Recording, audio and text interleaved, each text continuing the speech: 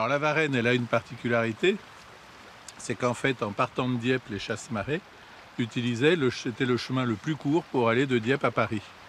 Mais c'était aussi le plus dangereux, parce qu'il y avait beaucoup de marécages, etc. À l'époque, toutes les routes n'étaient pas aménagées, notamment entre Bellencombre et Saint-Saëns. Chasse-marée, ces attelages parcouraient à toute allure la campagne pour ravitailler Paris en poissons. Ces jeunes cyclistes conjuguent entraînement et histoire locale. On fait du vélo et puis on peut découvrir l'histoire de la Varenne. Et aussi, ça fait des kilomètres en plus pour l'entraînement. Tu savais comment on acheminait le poisson?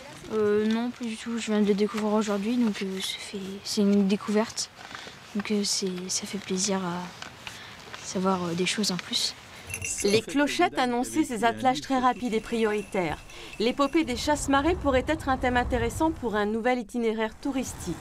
L'occasion par exemple de monter jusqu'au panorama de Bois-Robert.